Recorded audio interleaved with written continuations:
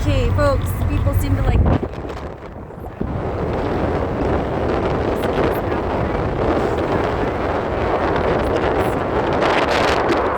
Here make too much money to need public transit. Right now, there's no services down here. So yeah, but it's a good life. The National House is in the city.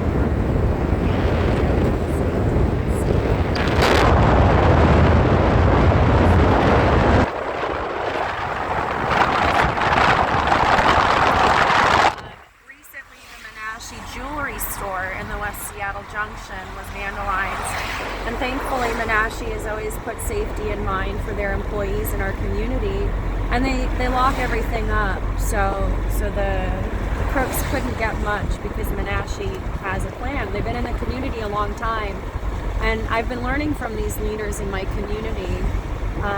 They were here before me, and they were here at a time when the people who settled this civilization that we call, Caucasian Seattle, European America, they were here to hear the stories about how Seattle was built. And I grew up hearing the stories of the 10s and the 20s and the 30s and 40s, and those were the stories that my auntie heard from her family. And we were kind of a blended family, My aunt was my dad's half aunt, so she was my great half aunt, but I didn't care. She was auntie. That's the Menashe house.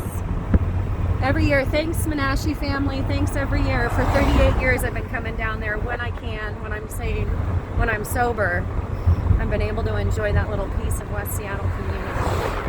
It's a really nice part of town. It's why, back in the 90s when my mom was flipping houses, flipping houses was a thing. We'd rent, and then she'd find something that was affordable, and we'd go on drives, and I'd study the housing market with her. And she'd tell me, look for the houses with this, this, and this. So when I got to be 18, I was able to find a house that was for a good price. My mother would always say, make sure it's for a good price. Is it a good price? Is it a good price? And West Seattle used to be a good price. When I was 18, I got my first apartment on Avalon Way, and it was $600. And it was awful. The kids in the community would jump the banisters and steal things from my porch. And she lived nearby, and she made my life very difficult. And I felt really bad for her because she didn't know that I grew up in helping with people with special needs either. She didn't know that I cared about her, even though she was really awful. And there were drug dealers, and there'd be gunshots, and then the neighbors across the street would be playing music really loud. And I appreciated the culture, and I appreciated the community, I really did, but in between the music, I wasn't seeing culture, I wasn't seeing community, I was seeing guns and drugs and violence. So I went from Avalon in sweet sunny West Seattle, in the little pockets where West Seattle was still being damaged by the gentrification that was occurring in the early 90s. And I found a home for rent in White Center, next to where what's now the West White Center Food Bank. And I was able to rent that home from my landlord, who happened to live next door, but he was smart. He protected himself. He put a barrier in between him and his tenants so he could keep an eye on his property without having to make a stink, and he knew what was going on. So thank you, Lamont, for renting to me at 19, because I was able, through my legal contract with you, I was able to rent to my friends and give them home and give them shelter. I was able to take in people from the U District. I was an AVRAT myself in high school, so I took in AVRATs at 19 when my brother needed to come back to Seattle from California because things weren't working out with him and my father. I was able to bring him back up to Seattle silently and quietly and without having to get the assistance of my parents, because my parents were the one who put him there. And so his sweet girlfriend Molly helped him come back up to Seattle. And I was able to help another young teen without a home who needed to stop the abuse cycle that he was being directly affected by. He was being abused mentally, emotionally, spiritually, And all of that affects the physical. You know, as a society, we pay attention to the physical violence. I remember in 2011 when I had my store, I was on Vashon and having trouble. And I was so drunk I fell down and got a black eye. And in all the weeks and months of my misery leading up to Christmas 2011 on Vashon Island, people cared, but they didn't know. But I don't know how many people would come up to me and make sure that I'm okay, because they thought that I was being beaten by my boyfriend or my husband. They wanted to make sure that I wasn't a victim of domestic violence because I had a big old black eye. And I looked at them and I said, you know what? Victims of domestic violence don't show their wounds. They're not allowed to. And I was able to use my pain and my misery and my black eye to shed some light on the fact that most wounds, most violence goes unseen and unchecked in our country because we're not connected as a community. We don't check on our neighbors anymore. Some of us do. We do. I shouldn't speak in absolutes because that's not fair. I don't like to use the word hate, but I do hate violence. I don't think violence is fair for our community. It's not okay. So here we are at Alki Beach Park. Boys in blue are here watching out. I gotta pause and pull over and use my interlock device really quick because I have 2 DUIs. I'm glad I have an interlock device though, because it keeps my car from getting stolen. Uh-oh. Welcome to my world, you guys. I lost the mouthpiece, but that's okay. There's a timer, and it goes off a few times. It freaks everybody else out, but I'm used to it. Hold on one second.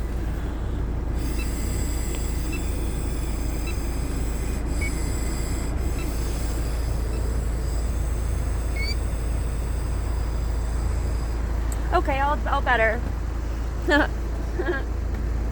When that goes off, if people are in the car, they're like, isn't that annoying? And you know what I tell them? You know what's really annoying? All the drunk driving that I did. All the damage I caused. I'm sorry, community. I'm sorry, West Seattle, that I lost touch with myself. And I harmed myself. I harmed myself so much that I forgot how much beauty I lived in. My mother used to take this drive when she still lived in Seattle. She was a nurse on Capitol Hill in dialysis. So she'd come here to pray and clear her head because it's great. It's just long enough, 13 miles or so. Just long enough to get the yayas out mentally and quietly and be at peace. Every once in a while you'll see it. Every once in a while you'll see a glimmer of hope that our ecology and our animal friends are going to be okay. Because at one point when I was little, I didn't know about all the problems we had. I grew up going to Arbor Heights Elementary School. I didn't know we had these problems. I had so many friends, and we talked and had fun and played games, and then we started getting crushes. And we started learning about each other's cultures and food and language and music. Oh God, our music class was the best. The best. The best. And PE. We had the best recesses. We still talk about recess at Arbor Heights. It was really good. Good community. And then middle school happens, and you realize that some of your classmates are already in gangs. Some of your classmates are already getting pregnant in middle school. Some of your classmates die because they didn't choose where they were born and someone hurt them bad, permanently. It's not fun.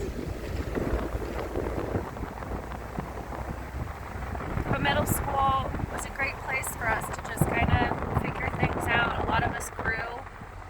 Middle of 8th grade year, I got shipped down to Florida, St. Augustine. It was really stressful for a prepubescent teenager. And I swear to you, on the flight, I hit puberty. And when I landed, my daddy had to take me to go buy tampons for the first time in my life. He was real sweet. Shout out to the men who care for the young women in their lives respectfully and courteously. And they pay attention. Thank you, fathers. Thank you, nurturers and mothers who provide the role and leadership and the discipline that fathers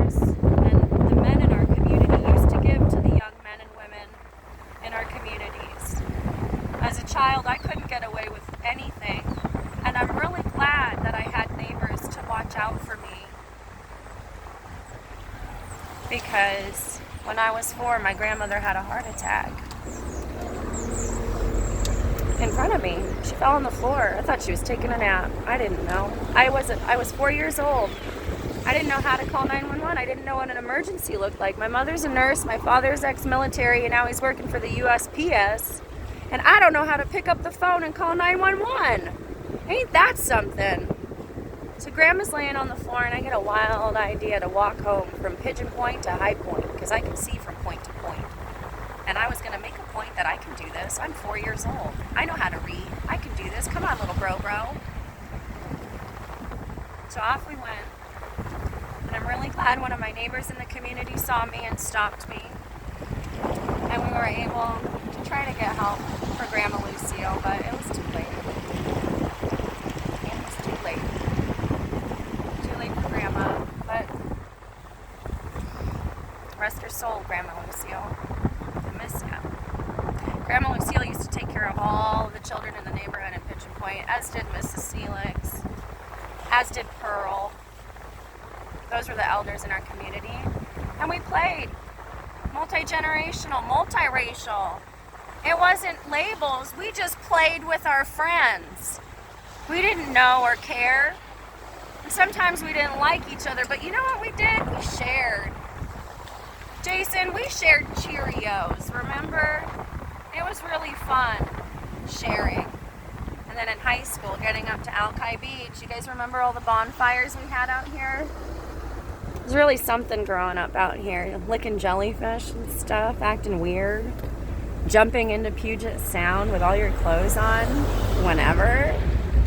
Shout out to my friends from high school, Westwood Christian Assembly Youth Group, West Seattle Drama Club, all the freaks and geeks before we had terms like that, you know. We were all just trying to figure out ourselves and each other. Hey, West Seattle! Those are my people. These are my people. This is my community. You guys know the history of this bathroom? So glad we have a bathroom again on Alki Beach. What about you, Preston? What about you, Marin? Are you guys excited that I have a bathroom on the beach again? I'm excited about a bathroom on Alki Beach. I wish we could have bonfires all year round again. That's one thing I'm going to try to make happen, because I care about Parks and Recreation, because I used to work for Parks and Recreation briefly. Worked in the same pool building that I grew up swimming in. Let me lead my community, you guys. Help me get to my top. Because I have the receipts, I have the maps, I have the data.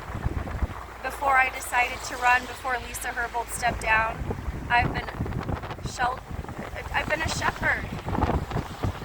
This is the shores that when my neighbor's dogs kill my chickens, I drop them off out here for the crabs and the dogfish that I used to catch at the mouth of the Duwamish River. Anyone else do that that's running for District 1 or that served in District 1? Lisa, you want to go out in a rowboat? Let's go fishing together. That'd be nice. I'm being a little risky right now. I love you, West Seattle, District 1, Soto, Georgetown, South Park, and West Seattle. But right now, I gotta put the campaign on hold because I have gun violence on my block. So if you see this, give me a call. I need help. I need Sundays, fun days from now on at my home. Community, spirituality, your religion, your food, your culture. We're gonna start sharing. I'm gonna get food trucks. I got a really big boom box, and I have access to my roof. Okay, love you, bye.